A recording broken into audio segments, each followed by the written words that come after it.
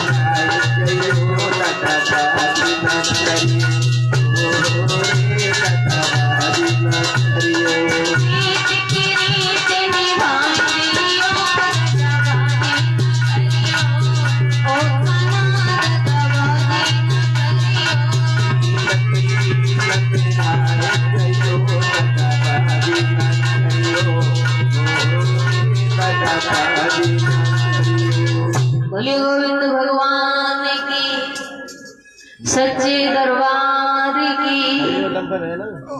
महाराज इधर श्री हरिहर गंगा मैया के किनारे विराजमान सुखदेव जी समझा रहे हैं।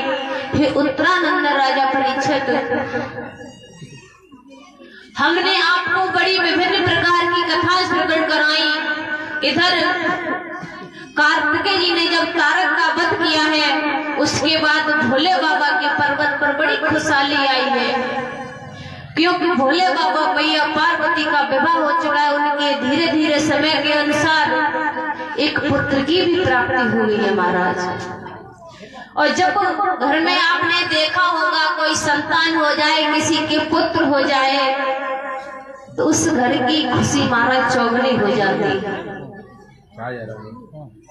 तो भोले बाबा मैया पार्वती बड़े प्रसन्न हैं अपने मन में, और प्रसन्न होने के बाद भी क्या देखा है कि भोले बाबा मैया पार्वती अपने घर गृहस्थी में इतने प्रसन्न हैं कि उनकी प्रसन्नता देख करके खुशियों में शामिल होने के लिए सभी देव देवियां आ रही हैं। देवराज इंद्र, ब्रह्मा जी, मैया सरस्वती, भगवान विष्णु, मैया लक्ष्मी, सभी देवगण पधार रहे हैं। तो बड़ी प्रसन्नता है, दोलान का कीर्तन लेते हैं। फिर बहुत सुंदर भक्त प्रहलाद की कथा आज आप लोगों के समक्ष रखी जाएगी।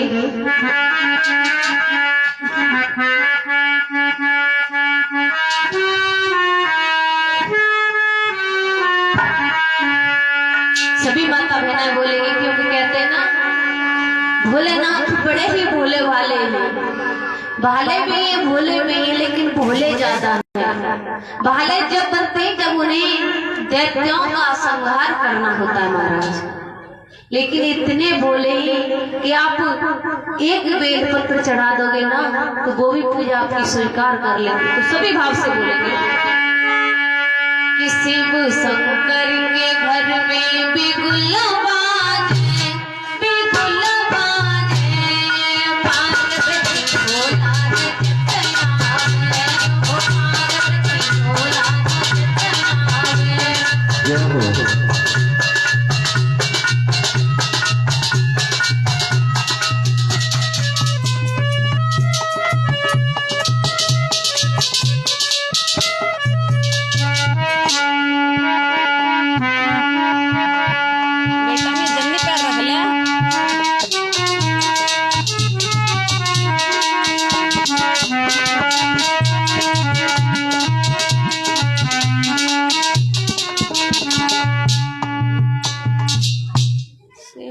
सब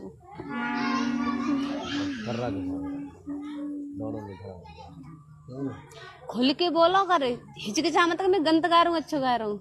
जितनी ताकत है पेट पे चका के लग जाकर पेट में पकड़ा दो तो नीचे ये लगता है कि पेट नहीं, जैसे जिम्मेदारी सब लोग बैठे हैं, तो सब लोग सिर्री बैठे हैं। जितना गा रहा हूँ ना हम अच्छा गा रहे हैं, खुल के गा कर गाना तुरंत रुके तुरंत फैल पड़े। देख फिर देख मुझे पैर से मसूदे बैठे थे तो रोका जाए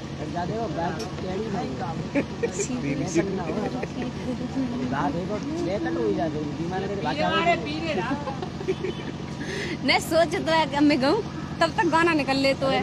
बैठे इतने ऊंचे ना बोल भाई, नीचे बोले तुझे करना है जरूरी थोड़ी ऊपर ही बोलो नीचे बोलो बस आई यार जो 1 लाख धरे गिरी पड़ेगा अब चली जाए बाद में दोनों रहने स्टेशन खड़ देंगे, ट्रेन के सामने खड़ी है, जब लेकर जाए तो बजो करेंगे भाई। विमान भी है, विमान खड़े भागी यार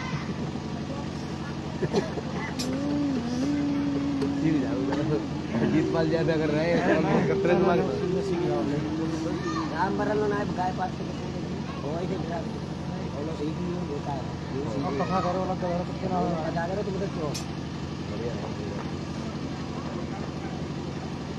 जितो बेटा चटपटा है। हेलो श्री राधे बोली वृंदावन बिहारी लाल की, सच्चे दरबार की। महाराज तो बताया जाता है, इधर सुखदेव जी समझा रहे राजा परीक्षित, इस सृष्टि में सर्वप्रथम विष्णु भगवान थे जो पर ब्रह्म है। विष्णु की नाभि से एक कमल की उत्पत्ति हुई और उस कमल पर ब्रह्मा जी का प्राकट हुआ है। और बताया जाता है कि ब्रह्मा जी के पुत्र थे मरीच, और मरीच के ही कश्यप ऋषि।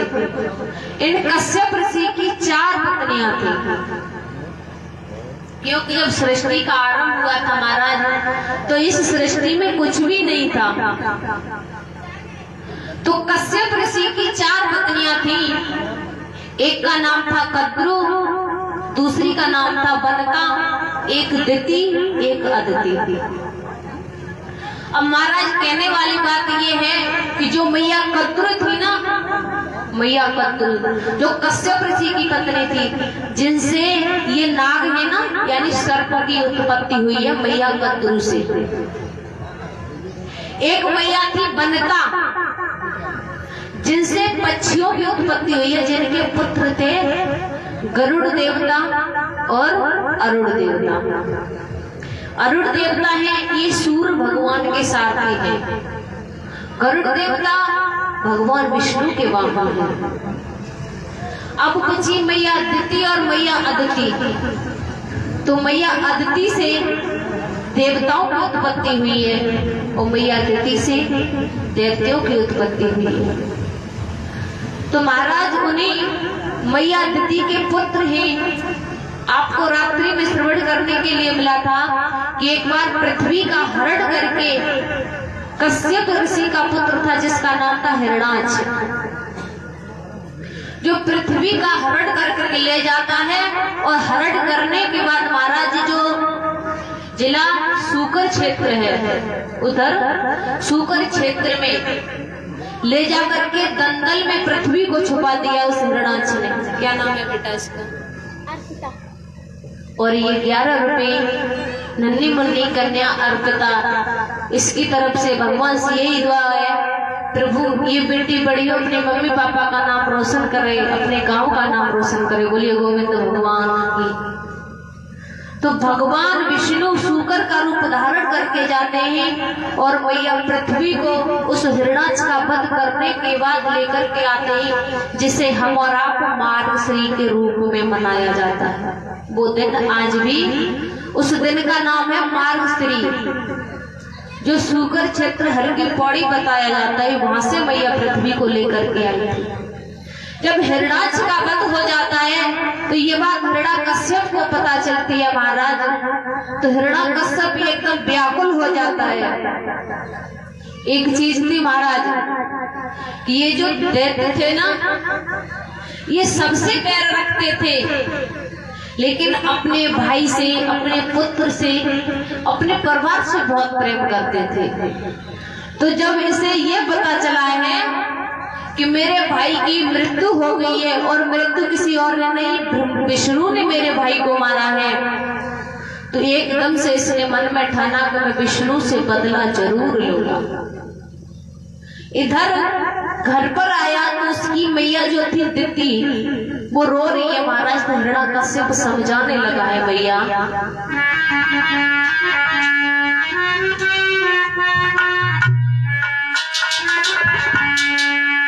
कि मैया तजदी रंज मलाल और लला तेरो रड़ में जूझ गयो है मैया।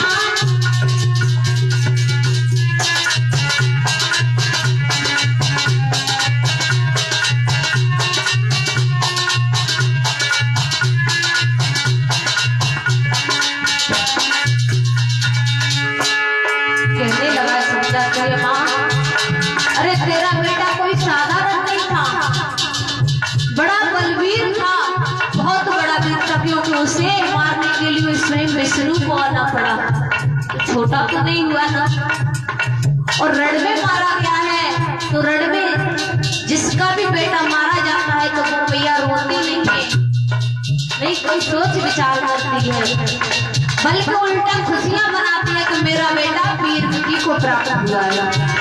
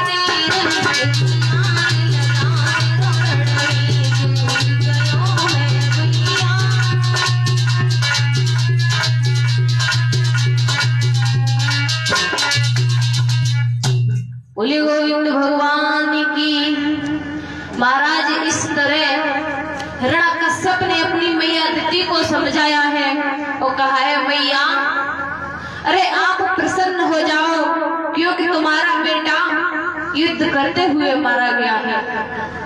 तुम्हारा पुत्र कायर नहीं था जो भाग आता, उसने अपने प्राणों को गवाया था, लेकिन लड़ते लड़ते महाराज अपनी मैया को तो समझा दिया है। सुखदेव जी कहने लगे, राजा परीक्षित, इधर बताया जाता है ना महाराज कि जो हिरण्याकश्यप ये पूर्व जन्म में कौन थे? किसी को पता है? हमारे सभी परमाद्री भैया पिता तुल सभी बुजुर्गों को, मैया को, क्योंकि यहाँ तो सभी बड़े भाव से कथा श्रवण करते हैं कि जो हिरण्याकश्यप थे ना, ये पूर्व जन्म में कौन थे? किसी को नहीं पता। महाराज ये जो हिरण्याकश्यप हिरणाक्ष थे ना, ये भगवान विष्णु के पार्षद थे। ये पहरेदारी किया करते थे, भगवान विष्णु के बड़े अच्छे चाकर थे, बहुत बड़े भक्त थे। लेकिन बात क्या थी कि एक बार जो सप्तऋषि थे भगवान विष्णु से भेंट करने के लिए आते हैं, और ये भगवान विष्णु से भेंट करने के लिए आते हैं तो पहरेदार का काम होता है कि बिना अपने मालिक की परमिशन के किसी को अंदर नहीं जाना दिया जाए। तो सप्तऋषियों को रोका है जय और विजय ने। तो सप्तऋषि ने बहुत बोला, हमें जाने दो। क्यों? कि हम भगवान विष्णु से भेंट करना चाहते हैं और हम तनिक भी क्षण विलंब बर्दाश्त नहीं कर सकते। कहने लगे, महाराज बाबा जी वो बात तो सही है, लेकिन पहले हम अपने प्रभु को पूछ करके आते हैं कि आपको अंदर जाना दिया जाए या नहीं जाने दिया जाए। सप्तऋषि कहने लगे, अरे मूर्खो, तुम भक्त और भगवान के बीच में बाधा कर रहे हो।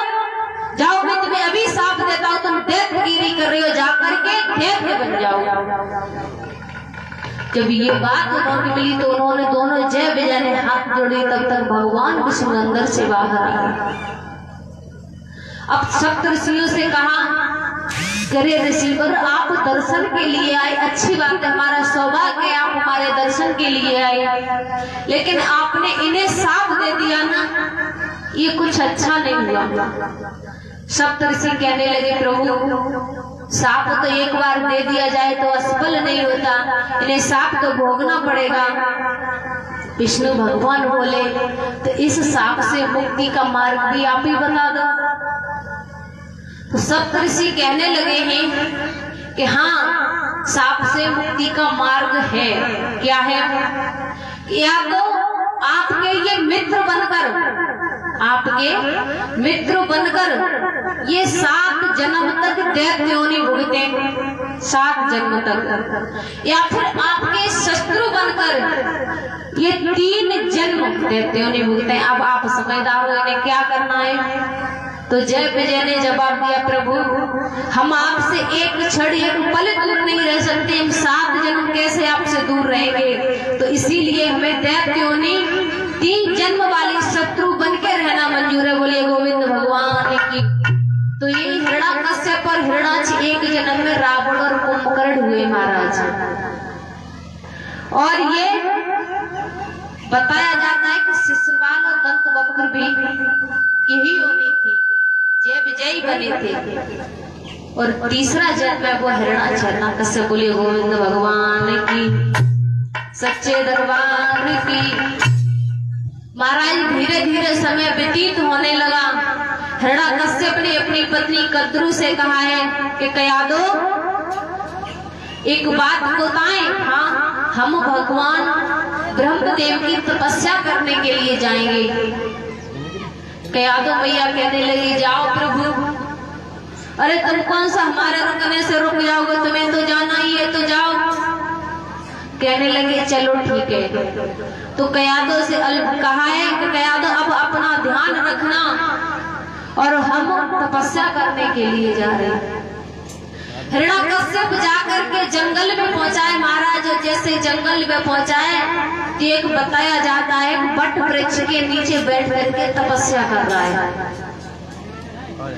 और उस वृक्ष के नीचे बैठ करके तपस्या कर रहे हैं। तब तक देवताओं ने देखा कि अगर हिरण्याकश्यप तपस्या में सफल हो गया तो ये हमें जीने नहीं देगा। क्या करें, क्या करें? तो देवता अपने गुरुवर बृहस्पति जी के पास पहुंचे, कहने लगे गुरुवर अब हमारी रक्षा आप कर सकते हो। क्या कि आप कैसे भी करके हिरण्यकश्यप की तपस्या भंग करवा दो, इसे वापस अपने महलों में भिजवा दो। बोलिए गोविंद भगवान की। इधर तोता का रूप रखा है गुरु बृहस्पति ने, और आकर के उसी वृक्ष की डाल पर बैठ जाते हैं महाराज और राम नाम लेने लगे हैं।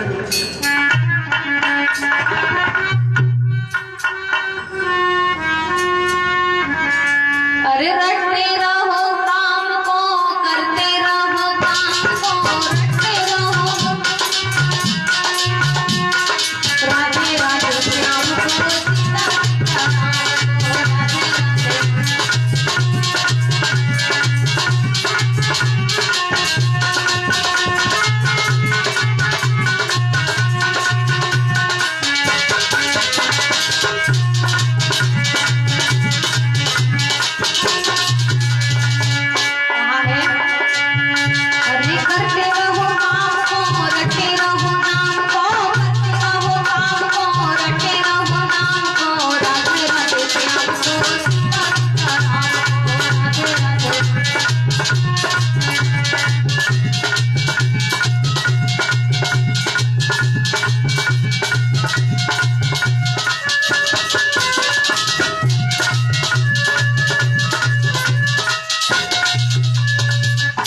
महाराज। जैसे ही गुरु बृहस्पति ने तोता का रूप रख करके राम राम का नाम अपने मुख से उच्चारण किया है तो हिरण्यकश्यप के कानों में वो राम नाम का जैसे गूंज पहुंचाए तो हिरण्यकश्यप ने अपने नेत्र खोल लिए। जैसे ही नेत्रों को खोला है तो कहा मेरे बैरी का नाम ले रहा है तोता इस वृक्ष पर, यहाँ मेरी तपस्या पूर्ण नहीं होगी। हिरण्यकश्यप वहां से उठा महाराज, दूसरे पीपल के वृक्ष के नीचे बैठ जाता है। तोता वहां पर भी पहुंच जाता है कि राम राम राम राम राम राम रटना और जाई विद राखे रामो बाई विद रहना। हिरण्यकश्यप ने कहा ये तोता यहाँ भी आ गया।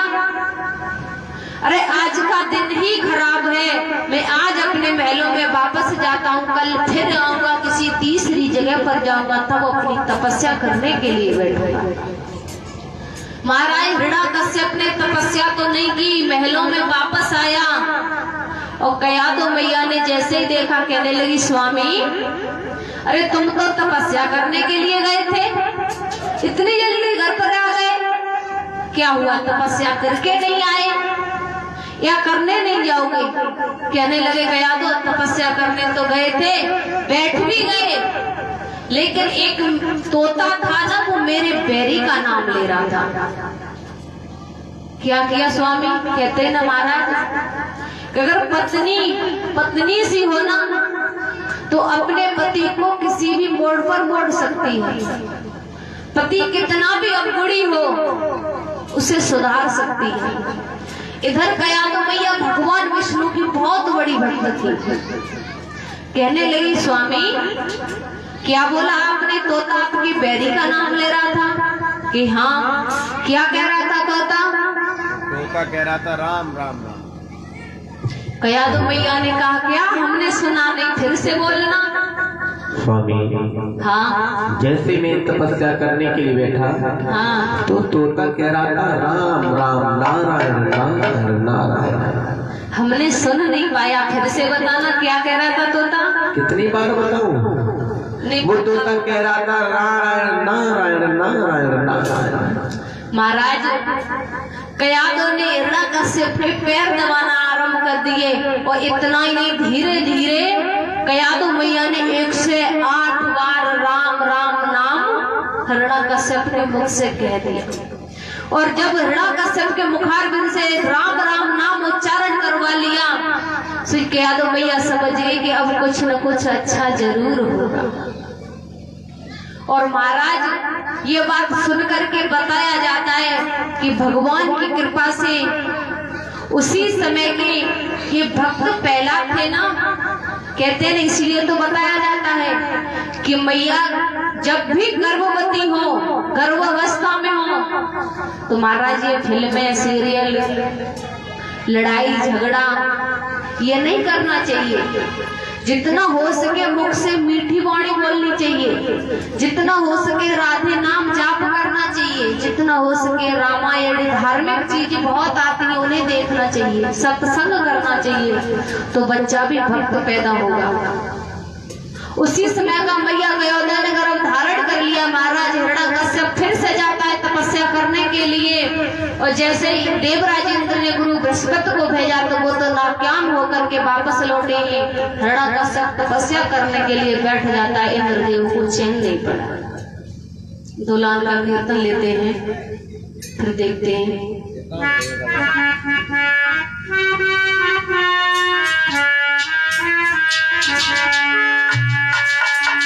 यशोदा नंदी को लालारी, यशोदा नंदी को लालारी, हम तो जोगियां बनाए गए, जोगियां बनाए गए।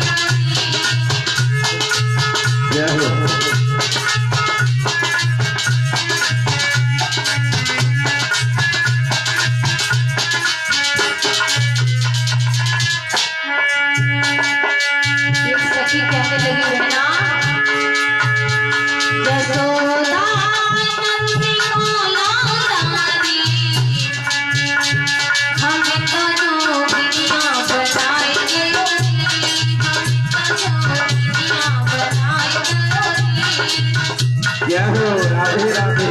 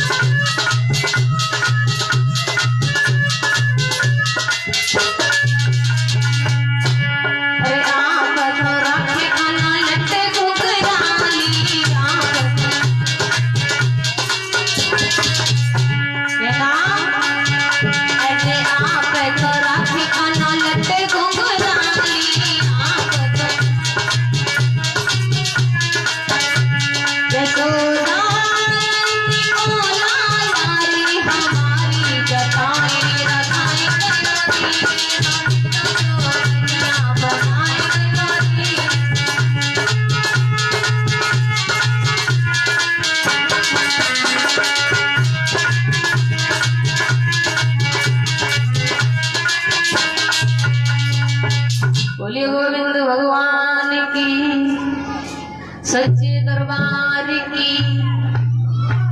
महाराज इधर देवराज इंद्र ने अपने साथीगण सभी साथ लिए हैं और कहा है कि ये एक दैत्य था, वो तो भगवान विष्णु ने उसका संहार कर दिया, अब एक बचा हिरण्यकश्यप। इसके ही प्रकोप इतने हैं कि यही सबकी नाक में दम करके रखे हुए, अगर इसका पुत्र पैदा हो गया महाराज एक झेला नहीं जा रहा, दो को कैसे झेलेंगे। और जैसे ये बात सोची महाराज तो देवराज इंद्र एक सन्यासी का रूप धारण करके आया है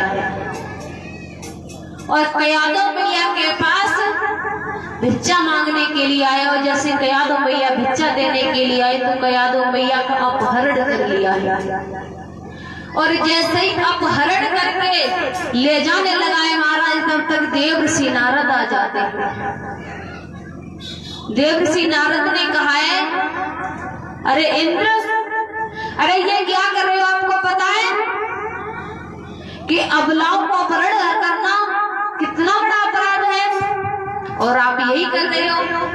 नारद जी, हाँ, आपको ये पता नहीं है इसका हरण करके हम लाए हैं, इसका पति कितना अत्याचारी है, पता है। और इसके गर्भ से पुत्र पैदा होगा वो भी अत्याचारी पैदा होगा।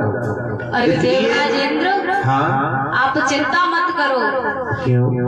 क्योंकि हिरण्यकश्यप बेशक अत्याचारी है, लेकिन जो कयादों के उदर से पुत्र पैदा होगा ना वो भगवान विष्णु का भक्त होगा। सत्य कह रहे हो आप? हाँ, तो महाराज देवर्षि नारद समझाने लगे हैं देवराज इंद्र को कि जैसे रंग कसुमती चादर तैसे रंग पराई मेरी आंखों। अरे हाल में हंस के बोले हाल में अरे तू मचड़ा।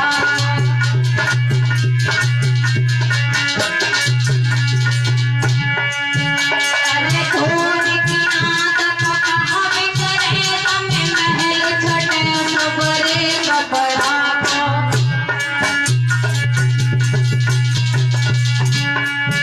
अरे ओ सन प्यास बजत नाय पगला नीर भड़ाय अपने ही घड़ा को।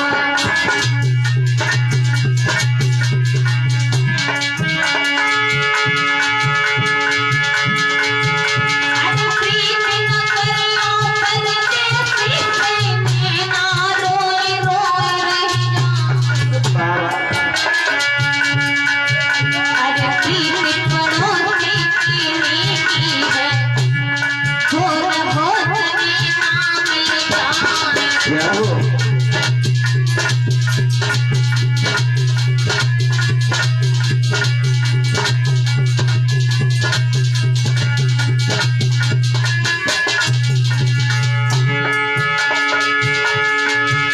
अरे कब कब डिबिया करुई लागे, कब कब लगे शीतला।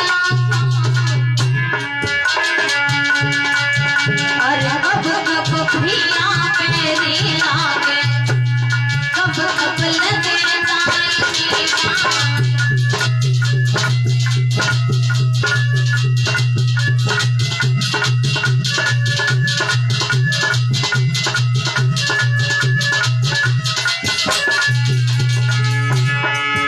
अरे चावत निपिया करुई लागे, पैंसठ लगे शीतला।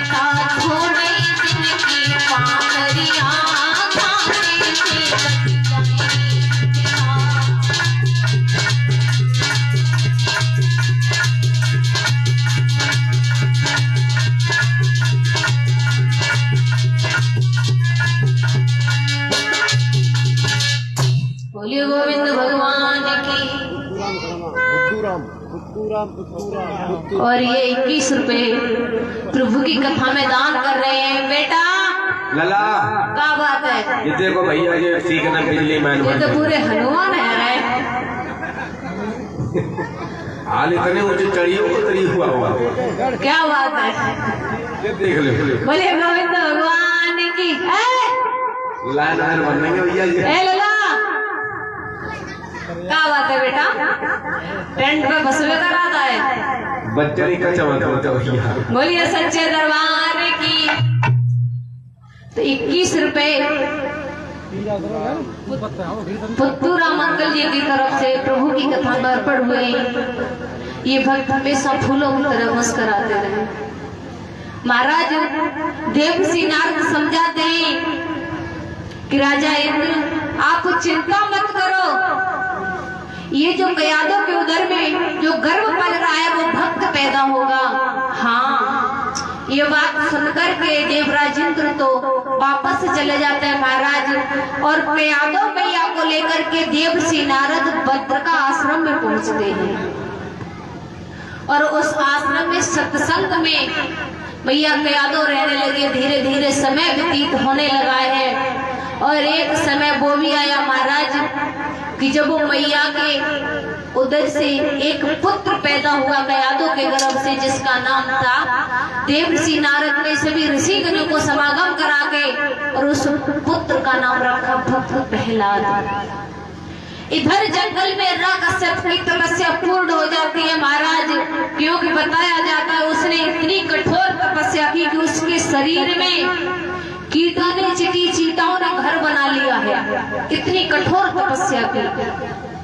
महाराज कहते हैं ना कि कामयाबी बड़ी चाहिए तो मेहनत भी बड़ी लगेगी। इधर जैसे हिरण्याकश्यप की तपस्या पूर्ण हुई तो ब्रह्मदेव आते कहने लगे, हिरण्याकश्यप अपने नेत्र खोलो और हम तुम्हारी तपस्या से बहुत प्रसन्न हैं। मांगो, क्या वरदान मांगना चाहते हैं? हिरण्याकश्यप ने हाथ जोड़ लिए, महाराज वही वरदान जो दैत्यों का ज्यादातर चला आ रहा है कि मुझे अमर कर दो। इन्हें अमर होना तो ऐसे लगता था कि पता नहीं कैसे क्या। यहाँ तक बताया जाता है कि समुद्र मंथन हुआ था ना, वो भी देवताओं को दैत्यों ने अमृत के लालच में करवाया था। बहुत मेहनत हुई थी। अब बताओ, और जिस वक्त अमृत निकला तो देवता ही ले वो दैत्य ही ले गए।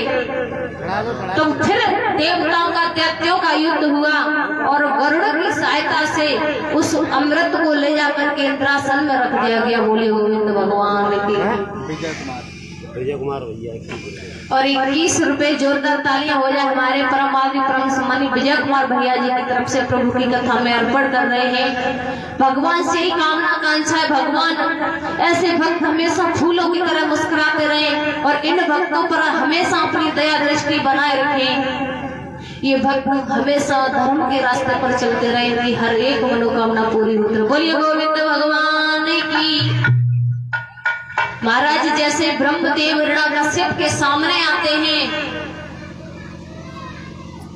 क्या नाम है भैया? सावित्री देवी। और ये 11 रुपए मैया सावित्री देवी की तरफ से भगवान से ही कामना कांक्षा है का परिवार हमेशा हंसता मुस्कुराता बना रहे, प्रभु इन पर अपनी कृपा बनाए रखे।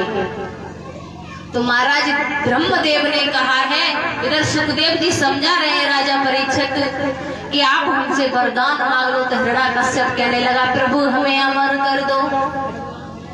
ब्रह्मदेव कहने लगे, हिरण्याकश्यप इस दुनिया में कोई भी अमर नहीं है, तुम्हें अमर कैसे कर दे, कोई और वरदान मांग लो। तो हिरण्याकश्यप मन में विचार करने लगा और सोचने लगा कि चलो मैं ऐसा वरदान मांगता हूँ कि जैसे सीधी उंगली से घी ना निकले तो उंगली को टेढ़ा किया जाए। तो हिरण्याकश्यप बोलने लगा कि अंदर ना मरो बाहर ना मरो, और दिन में न मरो रात में न मरो।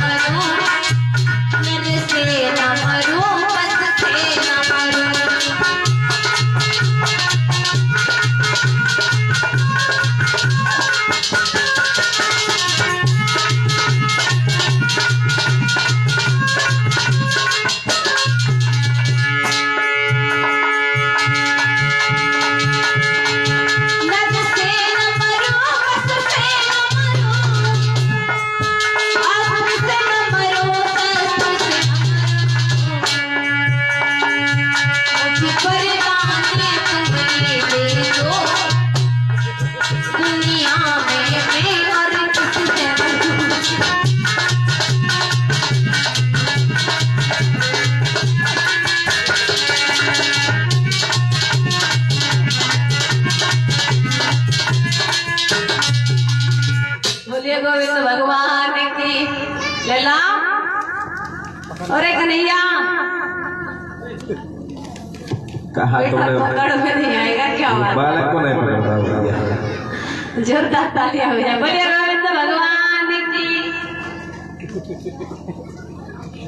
और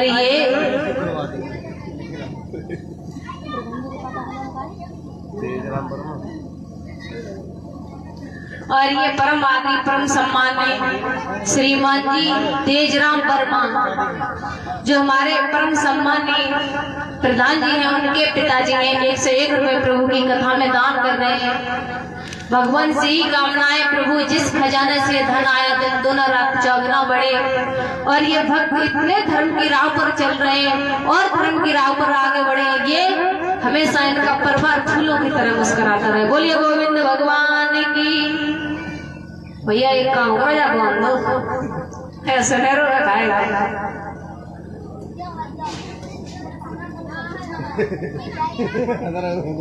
तो लाल का कीर्तन लेते हैं फिर देखते हैं एकदम कथा पसंद।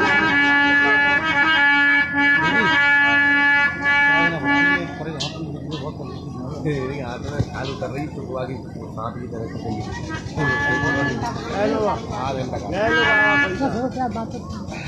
अरे बाबा बिल्कुल ले लो। नाम है बाबा भवानी प्रसाद। और ये बाबा कल भी 2 बार आए थे। भगवान से बड़ा स्नेह करते हैं ऐसा लगता है। बाबा की तरफ से 11 रुपए प्रभु की कथा में अर्पण हो रहे। जोरदार तालियां सभी माता बहनाएं। कीर्तन लेंगे फिर कथा को थोड़ा जल्दी करेंगे क्योंकि 4 बजे आरती करानी रात्रि को 7 बजे फिर आरती हो जाएगी। आली री मोहे लागे वृंदावन